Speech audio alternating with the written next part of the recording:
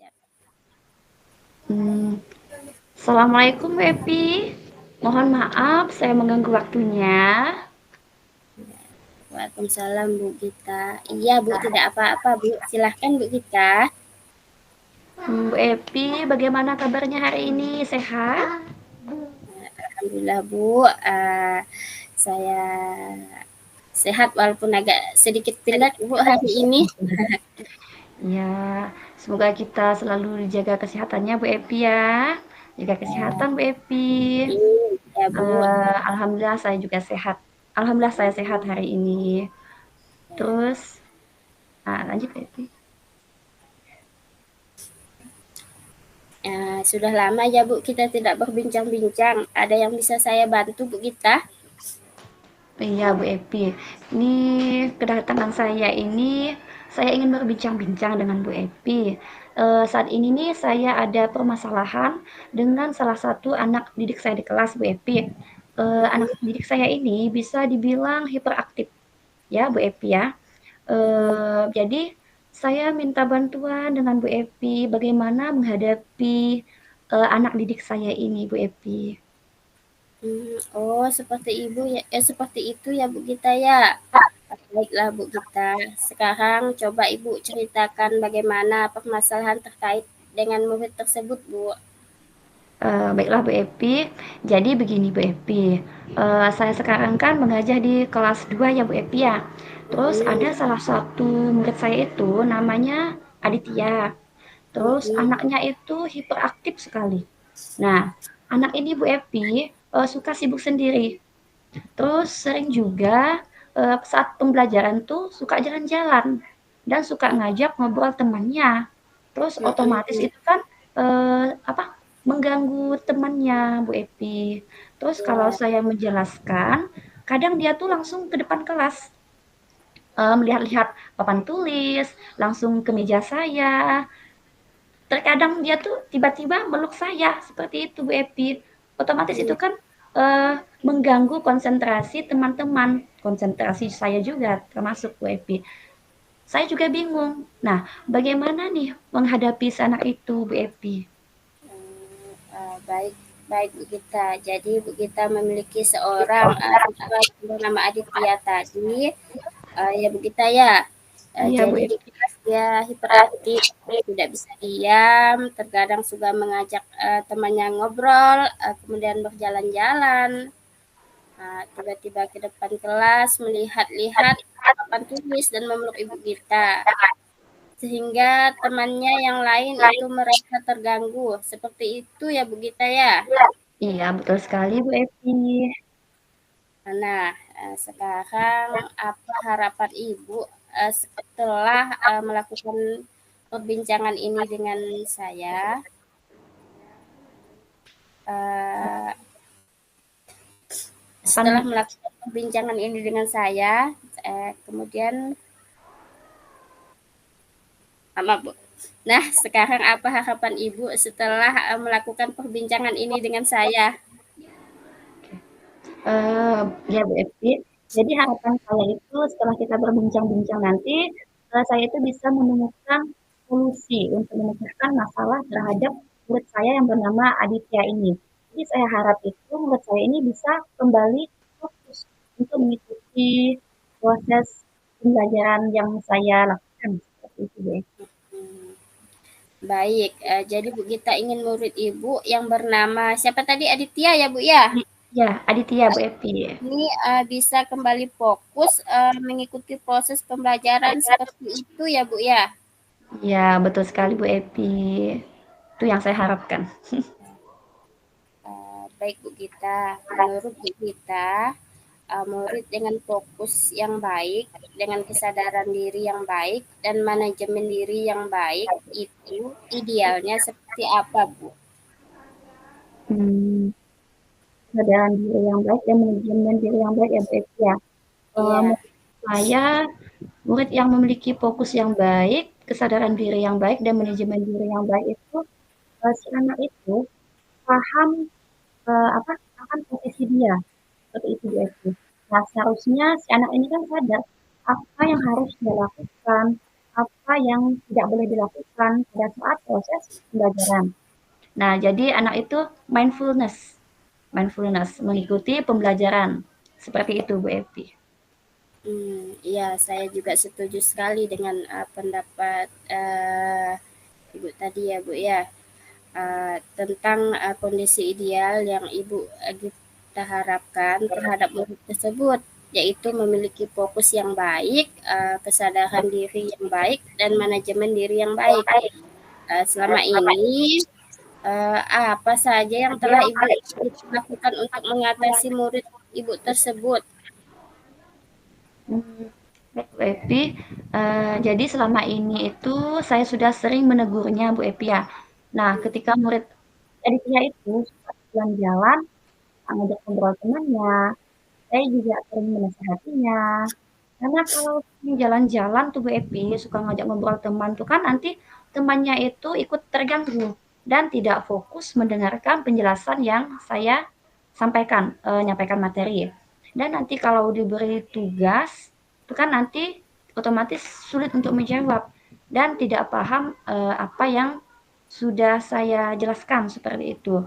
Nah, namun Bu Epi, ketika anak itu ditegur, si Aditya itu, apa, anak itu seperti tidak merasa bersalah, seperti itu Bu Epi.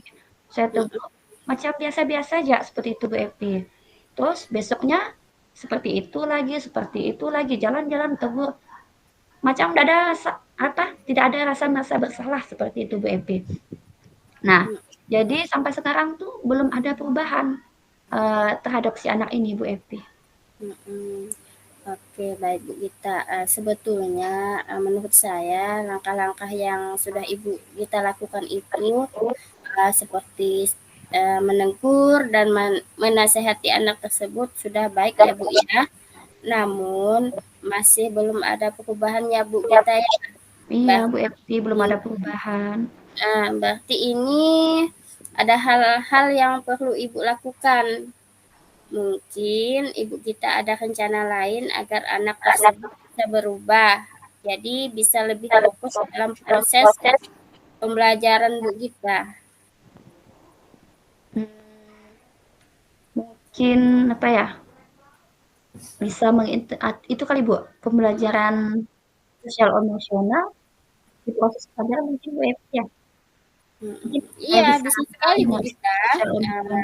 Menurut Ibu, seberapa penting pembelajaran sosial emosional dalam pembelajaran di kelas? Hmm, iya.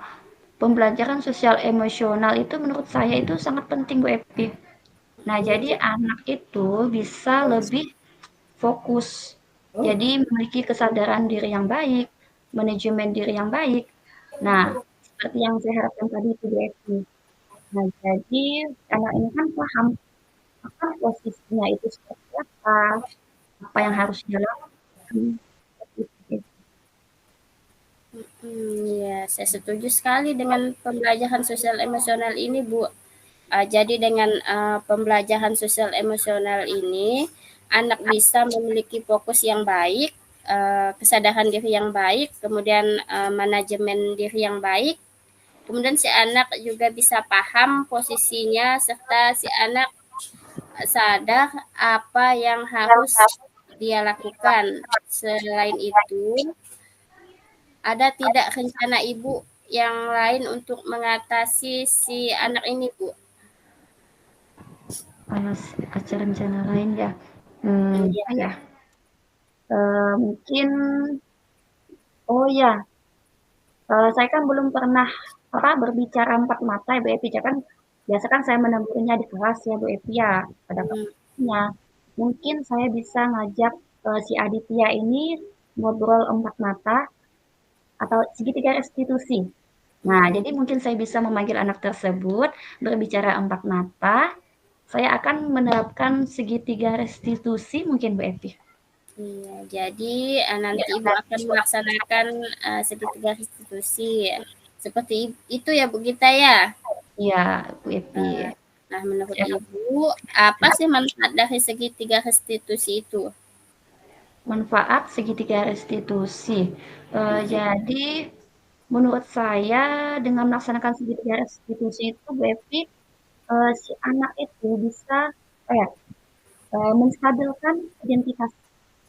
Nah, jadi anak Hmm, itu dengan kita mengadakan ngobrol, dengan tahapan-tahapan segitiga restitusi itu, anak itu bisa menyadari kesalahannya dan bertanggung jawab untuk memperbaiki kesalahan yang sudah dilakukannya. Seperti itu, Bu Evi. oke, iya, saya setuju sekali Bu dengan apa yang Ibu Gita lakukan. Memang Bu Gita, dengan melakukan segitiga restitusi itu, kita bisa jadikan solusi. Jadi dari alternatif yang Ibu Gita lakukan, alternatif mana yang memberikan peluang besar untuk dijadikan solusi dan bisa dilakukan dalam waktu dekat ini, Bu? Iya, alternatif yang memberikan peluang besar ya. Iya. Eh, menurut saya mungkin segitiga restitusi ya Bu Evi ya. Nah, Hmm. ini menurut saya itu peluang yang sangat besar untuk jadikan solusi segitiga restitusi itu.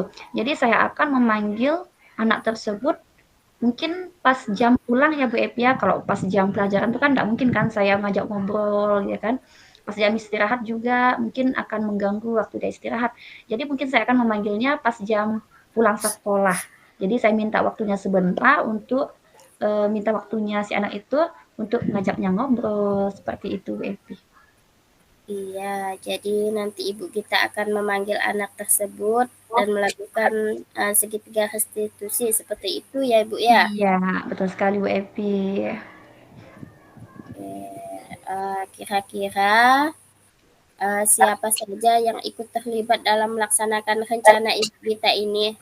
Eee, rencana segitiga restitusi itu otomatis anak itu Bu Epi, si Iya, Aditya. Karena kalau, segitiga restitusi itu kan kita cuman empat mata. Jadi hmm, antara saya dan si anak tersebut Bu Epi. heeh. Oke, oh, jadi seperti itu ya bu kita ya. Ya Bu Epi. Oke, baik bu. Kira-kira kapan bu kita akan melaksanakan rencana ibu tersebut?